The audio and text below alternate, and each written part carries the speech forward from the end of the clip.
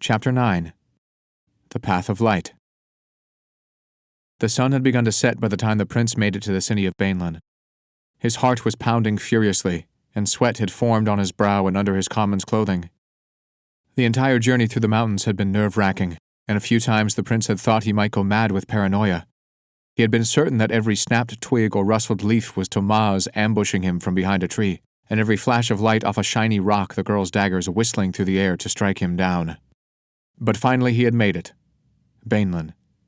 He kneed the pack horse sharply and was soon galloping down the long dirt path, a hunting trail that he had come upon, that led to the wide paved northern road that ended at the massive Lern Gate. As the city came closer, it spread out to cover the horizon, and he became flushed with emotion, feeling certain that he would find answers here to the kidnapping, to the Death Watchman, to all of it. With each step, he felt more certain that it had all been a test. He needed to find the Seeker of Truth.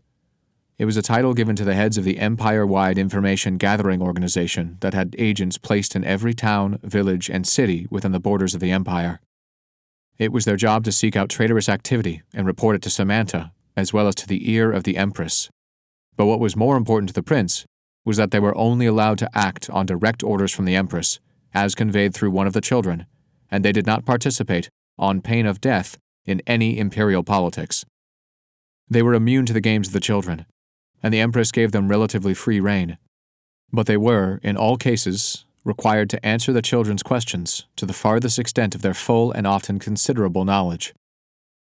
In most cases, seekers were summoned into the presence of one of the children, but in certain instances the children would visit a seeker, if a situation required urgent attention.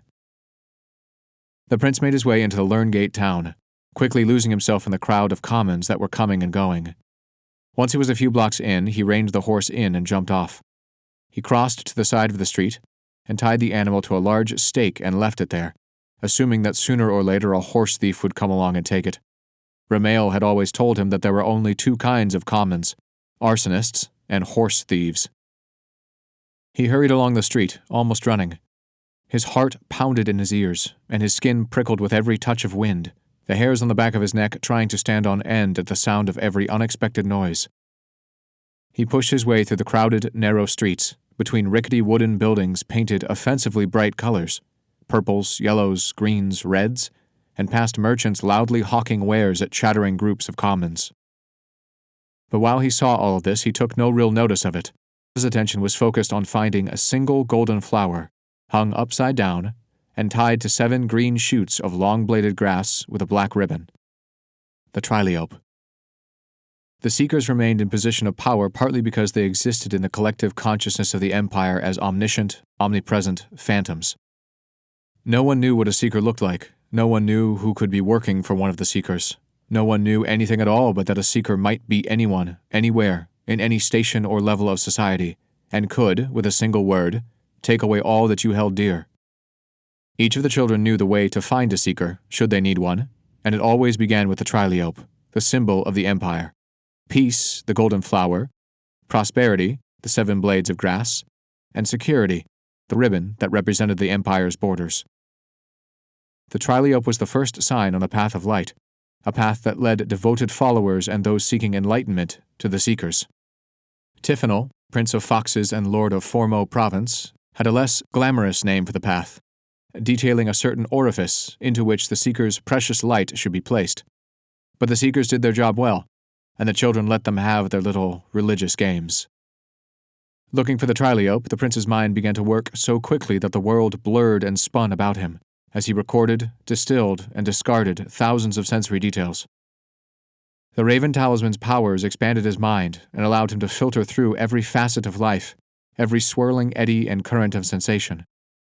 Flashes of color, sounds, shifts in the flow of air, jumbled voices, smells of cooking meat, baking bread mixed in with fertilizer and the rank stench of too many bodies unwashed and crammed into one place for too long.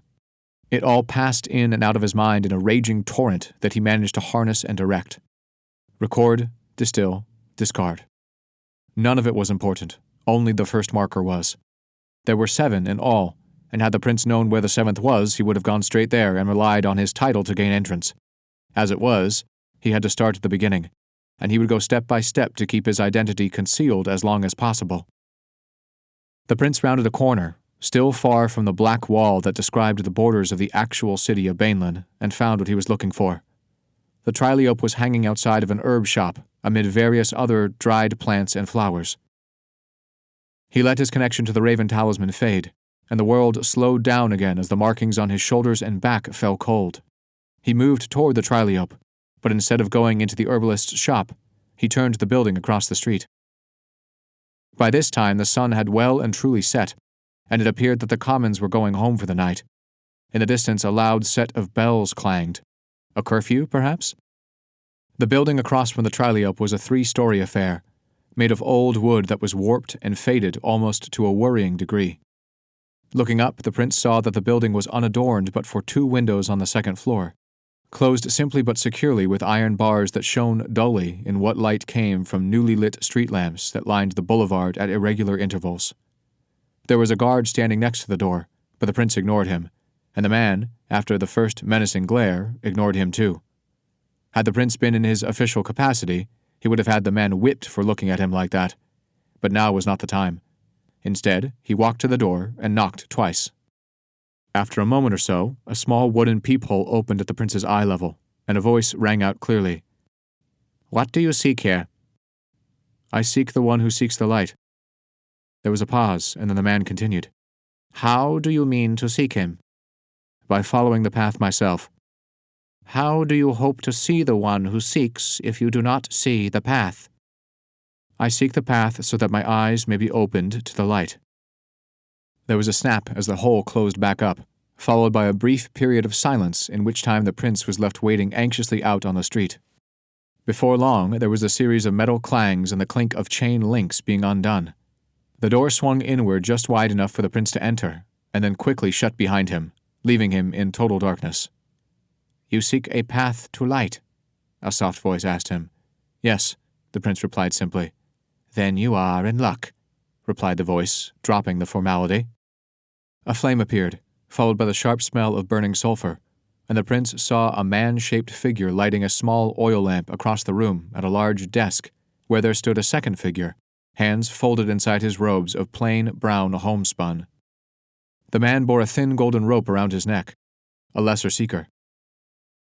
The prince looked around the room, making note of the bare furnishings and the dark, shadowed corners where a person might stand concealed. "You're on the path of light," he reminded himself. "No need to be uneasy." And yet, he was. "Please, come forward, my son." The prince did so, his boots treading on a soft rug, a plain brown color that might be seen in the humblest of houses. Living like the poor was a mark of the lower orders of the Seeker Society who sought to understand humility and a way to the light. But, like any order, the higher up one went in the Seeker organization, the more lavish the decorations and accolades became. Daisuna had often commented that joining the Seekers was akin to a long-term investment. Be poor today, to be rich and holy tomorrow. "The path lies up these stairs. Go, and do not halt." Without a word, as per the ritual, the prince crossed the simple wooden stairs to which the man had motioned and began to climb. They ascended around a corner of the room, and then curved again at what the prince assumed was the second story, and then again when it came to the third, where he emerged into a long hallway, lit by a single oil lamp in a wall bracket. There was a wooden door at the far end with a simple wooden latch. He quickly crossed the distance and reached for the handle. A glint of gold caught his eye. He looked down, then bent to pick up the object, a golden coin, inscribed with an eye on one side and a key on the other. He would need one from each station in order to gain access to the Seeker. 1. He pushed open the door and found himself on the roof of the building. He strode forward, the dark wall of Bainland rising in the distance before him. Another glint of gold caught his eye, and he looked across the street. 2 golden daggers, points down, were hung from large nails on either side of a window in the building in front of him. The building looked as if it had been built upon and extended several times. Perhaps it was a series of smaller homes for the commons all strung together. The daggers were the second sign. The 2 buildings were close together, close enough for the prince to take a running jump and leap from one roof to the next. He readied himself with a quick breath, then ran forward and pushed off into the air.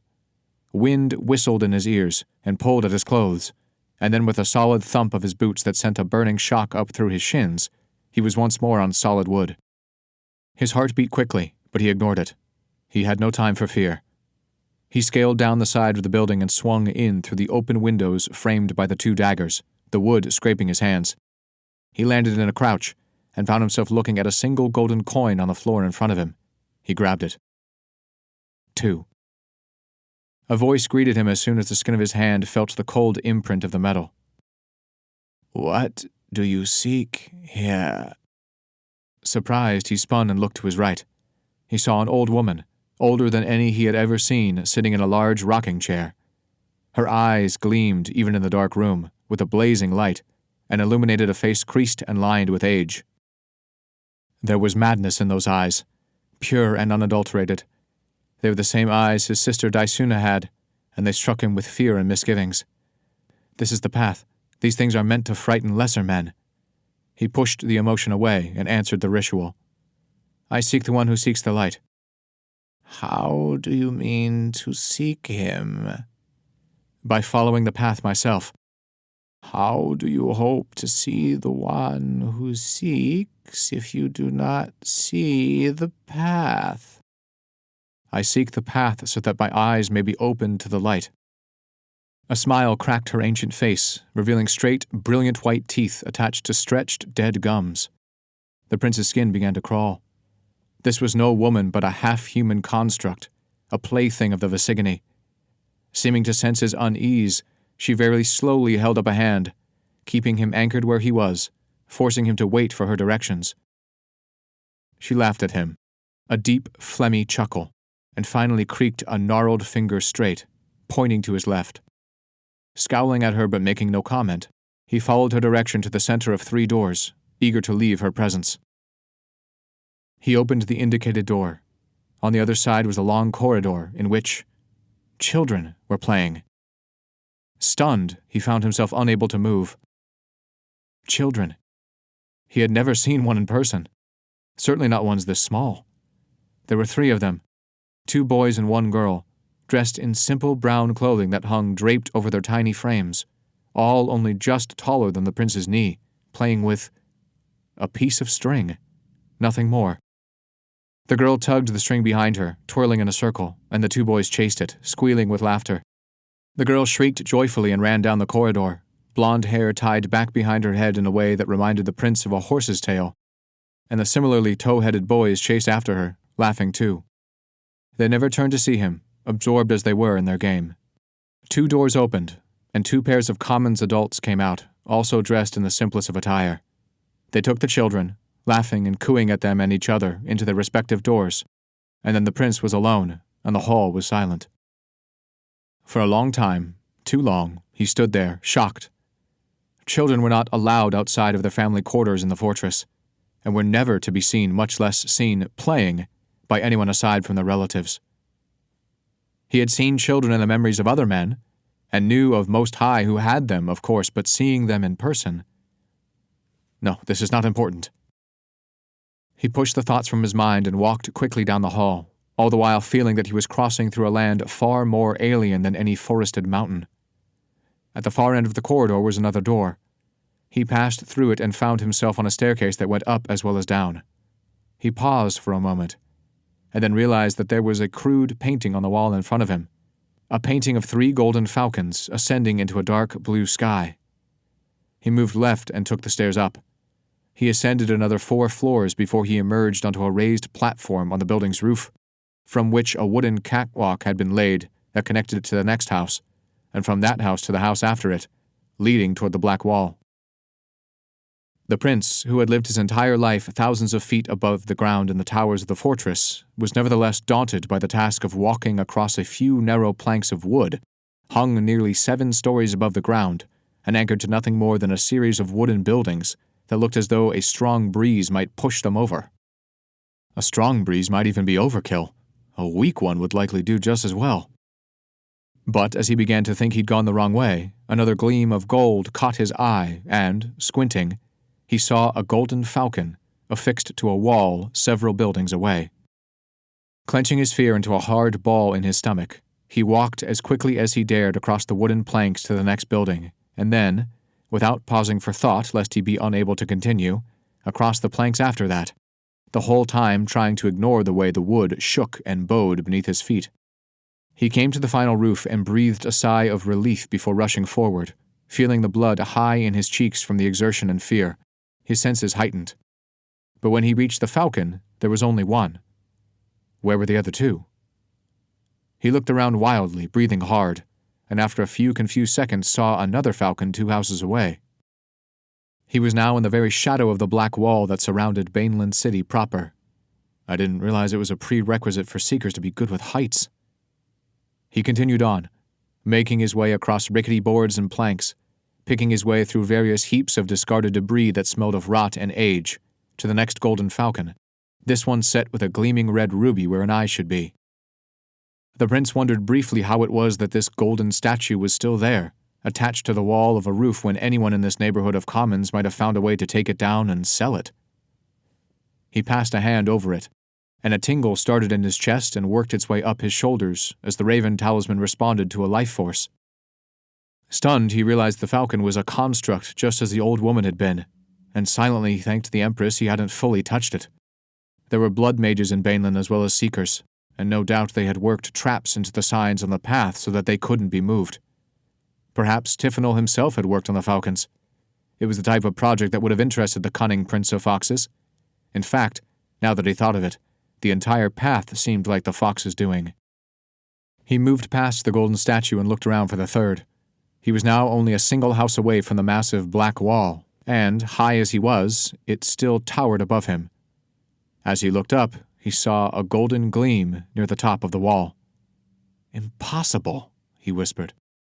Unbelieving, he crossed the last teetering house and stepped up to the sheer cliff face of black stone, wind whipping him mercilessly as it flew into the wall from behind him, only to be rebuffed and sent careening backwards. He crossed to the stone and put a hand on it. Not quite sure what he had expected, he was still relieved to find that the stone was just stone, cool and hard against his skin. He looked up again and saw the golden gleam and knew, deep in his gut, that it was the third falcon. He walked slowly to his left, hand trailing on the black stone. When he was directly below the falcon, his hand lost contact with the wall. Confused, he looked down, and with a shock saw that his hand was inside the stone. His arm looked as though it simply ended at the wrist, and he realized that the wall here wasn't solid. It was an illusion. He stretched his arm forward and watched it slowly sink into the black stone. His forearm disappeared, then his elbow, and when he was up to his shoulder, he took a deep breath and plunged through with his entire body. On the other side of the illusion, he found a small alcove, barely wide enough on either side to fit his slim shoulders, but fairly deep. On the wall of the alcove directly opposite him had been carved a series of wide rectangular holes that led up to the top of the wall far above him. He looked back and saw nothing but a blank gray space, the back of the illusion. Up and to the right, though, was a small eagle inscribed in the black stone, head pulled back and screeching defiantly at the sky. Joffred's sign. So he had been involved in creating the wall. The prince turned back to the wall and began to ascend, keeping his eyes on the hand and footholds in front of him, and trying to ignore the knowledge that he was almost 100 feet in the air now. This was made more difficult by the fact that though the wall behind him was nothing but gray haze, the wind only increased in force as he climbed. Before long, his hands were raw from clutching the harsh stone, and his arms and legs, particularly the ankle that had been twisted in the fight with the Death Watchman, began to ache and shake with the effort of climbing. The golden glint he'd seen was indeed the falcon, and it stared balefully down at him as he panted and gasped his way up toward it. When he reached the top of the wall, he hauled himself over the edge and found himself inside an abandoned watchtower. By the light of the moon shining through the large lookout window as it rose over the Elmist Mountains, he could see that the tower had been cordoned off. There was no way into it through the 2 barred doors on either side, and the only objects of note around the tower's interior were the opening through which he'd come, and a black hole in the opposite wall, at the entrance of which lay a single golden coin. 3. He crossed and bent to pick it up. He straightened, feeling the cold weight of the golden disc in his hand, and put it in the pocket where he had stored the other 2. "What do you seek?" a voice asked behind him. He whirled around to find a man dressed in the garb of a simple soldier, the black and gold of the Baneland Watch, with a sword of good quality held ready in both hands, and a stance that suggested he knew how to use it.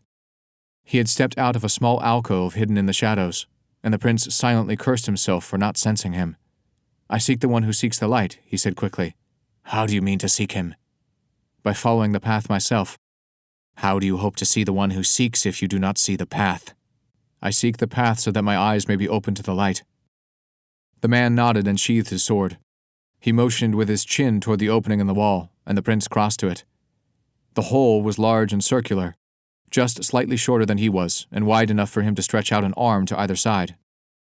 He entered, and found that inside was a sharp right turn, around which could be seen a long, sloping path that led diagonally down to another sharp turn. Halfway along the path was a torch in a wall bracket, casting an eerie half-light on the black stone, so that it was hard to tell where the shadows ended and the floor and walls began. Seeing no other option, the prince made his way through. He rounded the first corner and hurried to the second. As he turned it, there was a faint crash of metal from behind him, and he pulled up short. What had that been?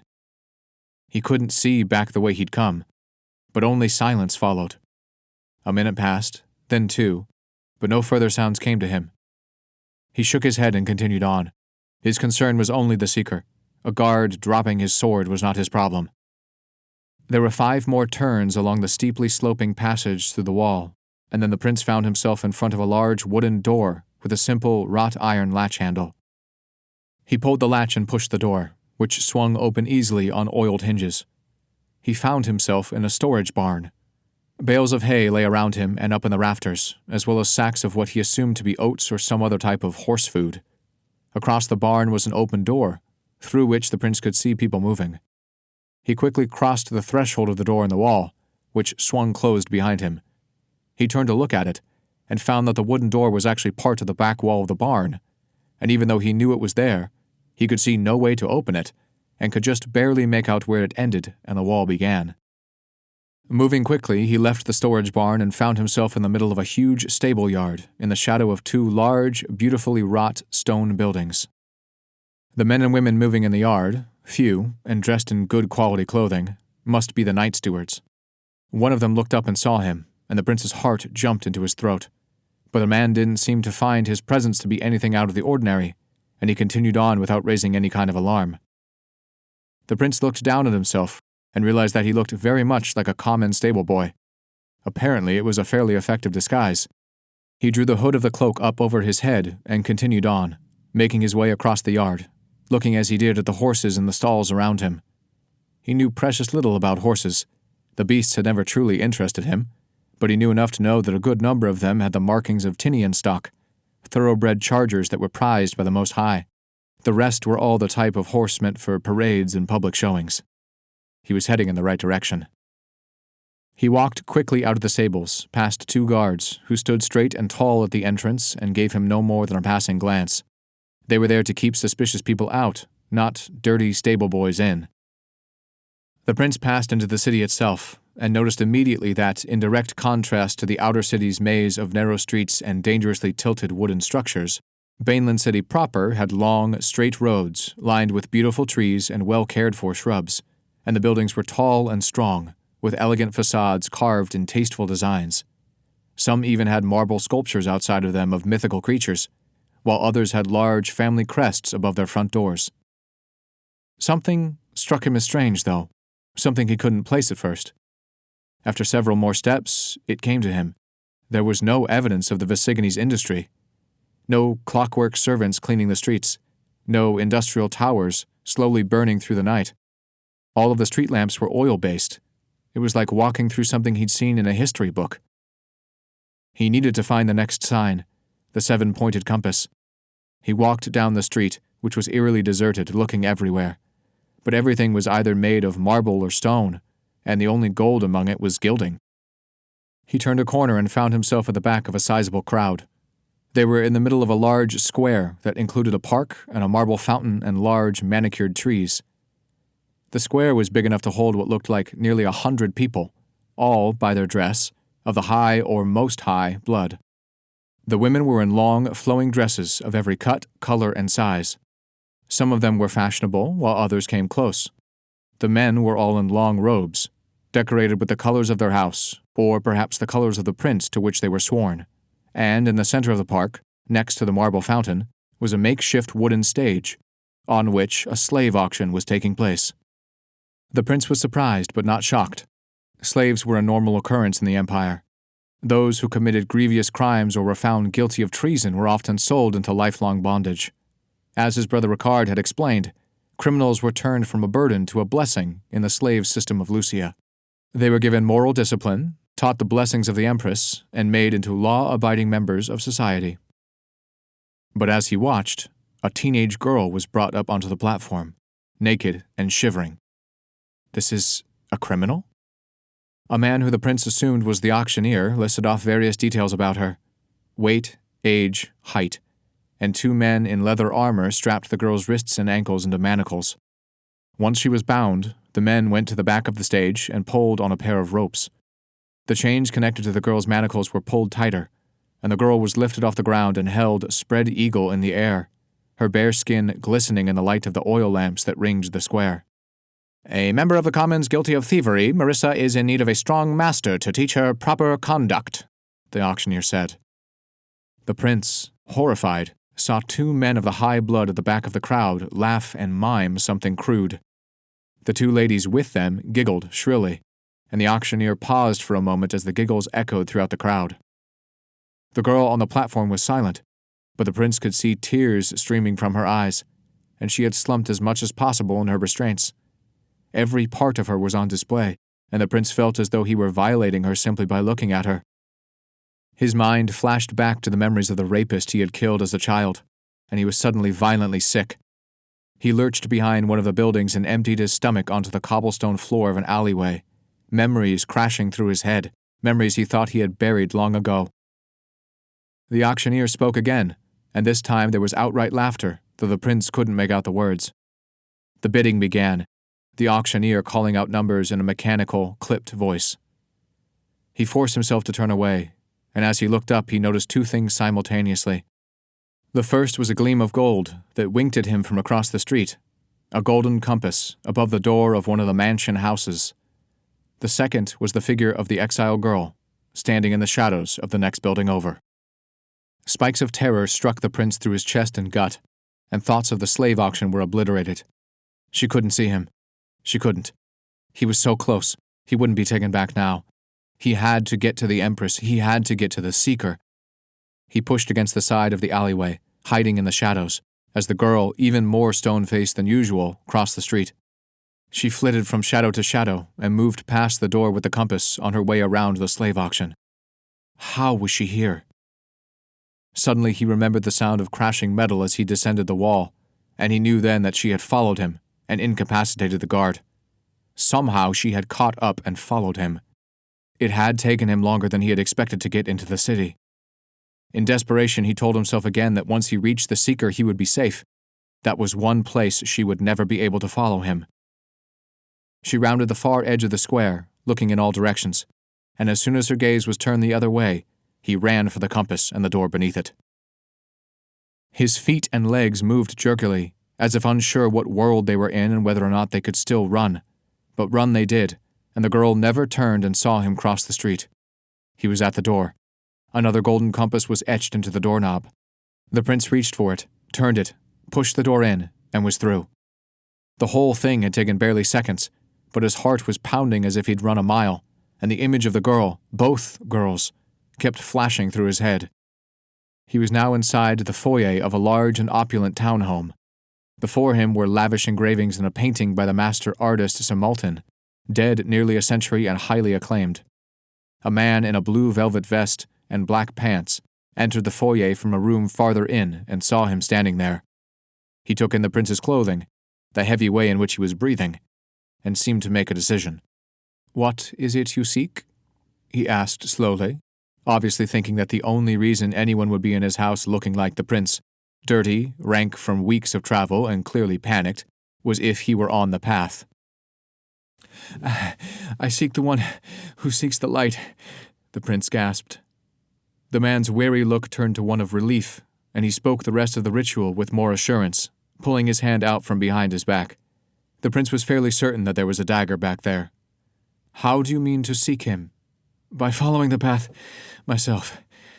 How do you hope to see the one who seeks if you do not see the path?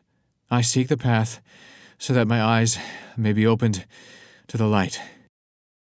The man nodded and motioned for the prince to follow him. He turned into the main room, and the prince walked quickly after him. The rest of the house was just as rich as the prince would have expected from one of the high blood, though not as opulent as if he were one of the most high. They passed through a series of rooms, each grander than the last, until they finally came to a grand ballroom that opened onto a garden. The man motioned to the wide glass doors at the end of the room and turned away, dismissing him. The prince crossed the room and made it through the large glass doors without incident. On the other side of the doors, on a dais in the middle of a wide, sloping yard, was a golden coin. 4. Beyond the dais, the prince saw another 7-pointed compass, engraved as part of a sundial. This compass had a working arrow on it, one that was currently pointed through a hedge at the end of the garden. The prince passed quickly through the opening, and then through the wooden door beyond it. He emerged into a back alley, the place where the servants of the High would most likely walk during the day. It led both right and left, but the left fork ended abruptly in a large brick wall between 2 houses farther down. The prince, heart still beating wildly in his chest, turned right and began to run. He crossed the distance to the end of the alley and shot out onto the street. Or, more correctly, the end of a street, for directly in front of him was an enormous gate set into the inner walls, beyond which only the Most High could ever pass. Not even the High could enter there without a specific invitation, and the elevated, as well as the commons, were strictly forbidden, on pain of death. The prince, of course, would have been allowed in as one of the children, but, considering his attire, it was remarkable he hadn't been stopped already by whatever sort of town guard they had in the city proper. Wondering how he was supposed to get over this inner wall, he didn't notice until a second later all of the eyes staring out of the 5 main crossbars of the gate. 5 crossbars, with 5 eyes. His gaze snapped to the gate, and he knew it was the 5th sign. He hadn't noticed them before as they were all hidden in swirls of mythical action, but 5 eyes of the Seeker, gold-rimmed with golden irises, had been strategically placed so that one might find them should he look hard enough. But this was impossible. Nearly 20 men guarded the gate, all in the black and gold of Bainland, all with the air of those ready and eager to shoot a trespasser full of arrows without asking questions. The raven talisman grew hot on his back, and he spun. The exile girl was there, like a phantom in the night, coming toward him. Fear and disbelief clashed in the prince's head, and then his body and instincts took over while his mind reeled. He turned and ran for the gates. Just as he had predicted, the first 3 guards who saw him raised crossbows and pointed them at him, calling to their comrades to do the same. "I seek the one who seeks the light!" The words were out of his mouth and ringing in the cool night air before he could think about what he was doing. Several more of the guards shouldered their crossbows and put fingers to triggers, and it appeared that his gamble had failed. He pulled up short and thought that it all might end right there, that all that had happened might come down to a dozen crossbow bolts shot straight through him as he ran from the exiles. "Hold!" The guards blinked and faltered. A new guard strode forward, a golden knot of rank on his shoulder that served to fasten a long green cloak, so dark it was almost black, to his shoulders. This man, a captain, or perhaps a sergeant, spoke a word to the guards, and surprise crossed their faces, before they turned to stare at the prince in his common's clothing, dirty and travel-stained, with disbelief. "How do you mean to seek him?" the officer asked. One of the guards who flanked the officer shot a sudden look over the prince's shoulder as if he'd seen something, and the prince whirled, expecting to see the exile girl or perhaps Tomaz himself wielding his greatsword, eyes burning with fury and betrayal. But there was no one there, only an empty street filled with dark, twisting shadows. But couldn't the girl hide in any of those shadows, he asked himself? Couldn't she be there, waiting, perhaps readying a dagger to throw at him? "If you run," said the voice of the officer behind him, breaking into his thoughts, "or if you do not speak, I will cut you down, commoner, where you stand. Turn and face me."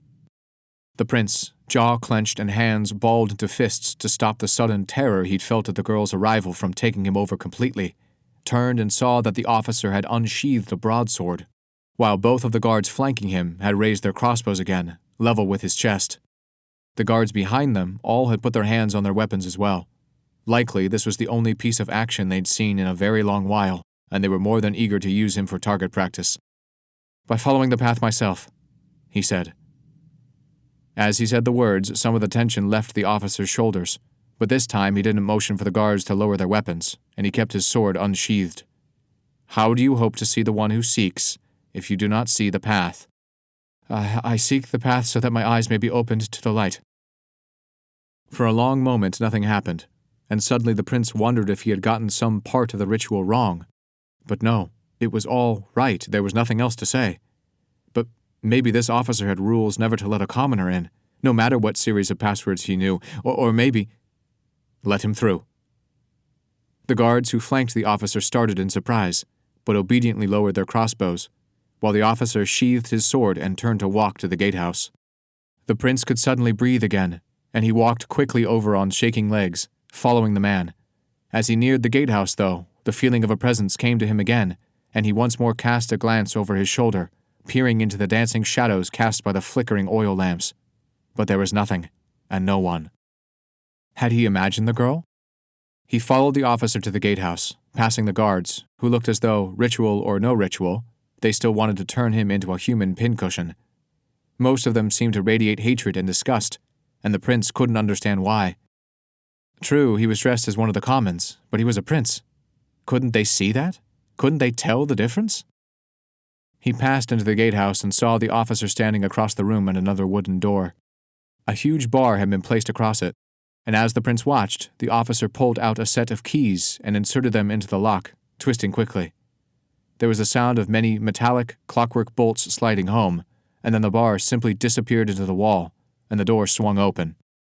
As it did, the officer stepped aside and watched the prince expectantly. The prince walked quickly through the open door. He found himself directly on the other side of the large gate, and then heard a clinking sound as the officer behind him tossed something onto the cobblestones at his feet. He bent and picked up the golden coin. 5. The door to the gatehouse closed with a bang, and the prince pocketed the coin. He turned and looked at the innermost sanctum of Bainland, the inner city, where lived the most high blood, the ruling class of Lucien.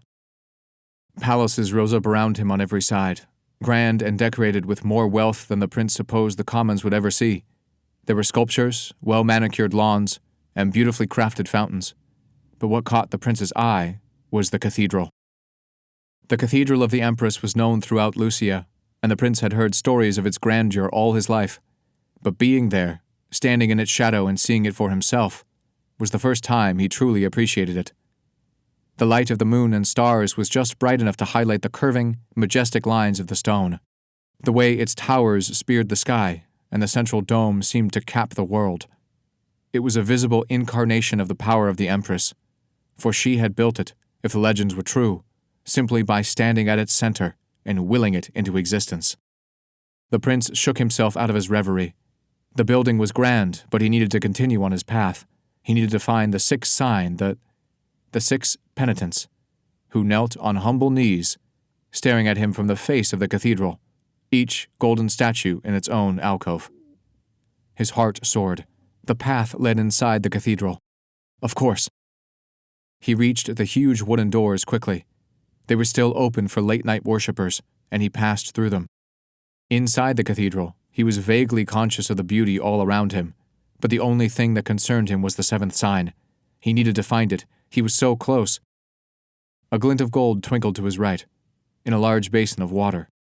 He blinked and stopped. He crossed to it and saw the sixth golden coin, and a mixed wave of relief and anger coursed through him.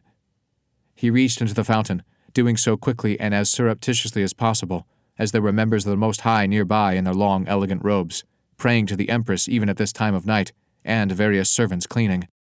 He grabbed the coin, pulled it out, and thrust it into his pocket, silently chiding himself for almost missing it. If he didn't have all 7 coins when he came to the Seeker, he would be turned away. "Who are you, and what are you doing in this cathedral?" The voice behind him was deep and threatening, and the prince spun to face its owner. He wore the long brown robes and golden rope of a lesser Seeker. The prince opened his mouth to speak, but before he could, the man's eyes looked behind him and saw the empty basin, then took in the prince's clothing and his bulging pocket of coins and spoke first. "What is it you seek?" Relief flooded through the prince, and he spoke the rest of the ritual. Once he had finished, the man became rather kindly and took him by the arm. He pointed him up the center aisle of the cathedral and wished him luck. The prince thanked the man and nearly ran toward where he had pointed, only stopping himself from doing so because he knew it would raise alarm and possibly keep him from his goal, which was now within reach. His eyes ran across the front of the cathedral, looking for the seventh sign, the seven-pointed star, the star of light. Panic grew in him when he couldn't find it. He neared the large pulpit, and the wooden pews on either side of him began to dwindle, but still he couldn't find it. He scanned the area again. Nothing. The ceiling, nothing. The floor, nothing. Where was the sign? He turned, ready to go back and ask the man for help, but as he did, he saw it. A small, unobtrusive wooden door, far to the side of the cathedral, hidden in the shadows, with the golden star inlaid in the wood. Sharp movement out of the corner of his eye. He turned to the front of the cathedral, and there, standing in the shadows just inside the open doors, was the Exile girl, her green eyes locked on him with ferocious intent, blazing like the eyes of an avenging spirit. Fear, blind, senseless fear, grabbed the prince. It was impossible that she could have followed him, and yet there she was. He turned and ran for the door with the seven-pointed star, hearing shouts behind him as servants and Most High saw him and raised an alarm. He grabbed the metal ring of the door and pulled. The door swung open on oiled hinges. He crossed the threshold, slammed the door behind him, and locked himself in darkness.